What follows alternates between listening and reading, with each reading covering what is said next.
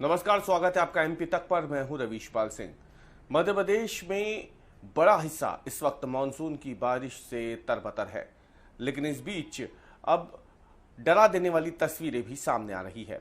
कई जगहों पर भारी बारिश के बाद जो नदी नाले हैं वो उफान पर है। इसकी वजह से सड़क यातायात पर जो है इसका असर पड़ा है।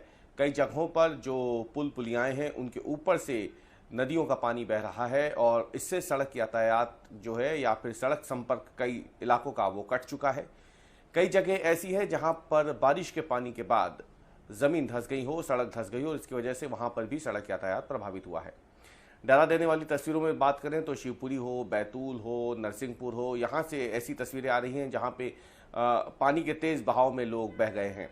अभी तक की जानकारी के मुताबिक नरसिंहपुर के विपतपुरा गांव में 3 बच्चे नदी में नहाने गए थे, लेकिन पानी के तेज बहाव की वजह से वो तीनों डूब गए।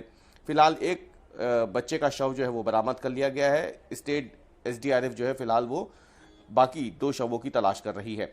शिवपुरी की अगर हम बात करें तो शिवपुरी में भी रपटे को पार करने के दौरान बाइक बहने लगी, ये वीडियो भी सामने आया है। बैतूल के बीजादही में भी एक बोलेरो जो है वो नदी में बह गई है। अगर हम बात करें तो पिछले 24 घंटों में सबसे ज़्यादा बारिश पचमढ़ी में हुई है, जहां तकरीबन 5.5 इंच बारिश रिकॉर्ड की गई है। नर्मदापुरम ज़िले में ये इलाका आता है। इसके अलावा नर्मदापुरम में भी 2.2 इंच बारिश हुई है।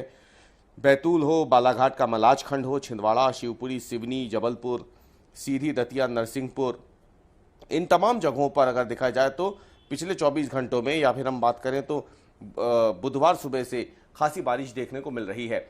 मौसम विभाग के मुताबिक अभी ये बारिश का दौर जो है वो बना रहेगा। मध्य प्रदेश के नरसिंहपुर, बैतूल, शिवपुरी, मंडला में सुबह से हो रही जोरदार बारिश के बाद जो जलस्तर है लगातार वो नदियों का बढ़ रहा है। सतना में भी सुबह से हो रही बारिश के बाद वहाँ पे दिन में ही रात जैसा आभास होने लगा है, क्योंकि काफ़ी काले घने बादलों के साथ वहाँ पे बारिश हो रही है।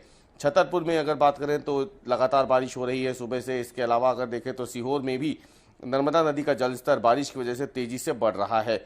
वैसे भी अगर नर्मदा की हम बात करें तो बरगी डैम के गेट खुलने के बाद से ही नर्मदा नदी का जलस्तर लगातार तेजी से बढ़ रहा है। नरसिंहपुर हो, नर्मदापुरम जिला हो या फिर सीहोर जिला हो, इन तमाम जगहों पर नर्मदा नदी में पानी आने के बाद तेजी से जलस्तर बढ़ा और इसकी वजह से आपको बता दें कि आष्टा के पास बने खंडवा जिले की अगर हम बात करें तो जो इंदिरा सागर डैम है उसके भी कई गेट मंगलवार रात को खोलने पड़े थे।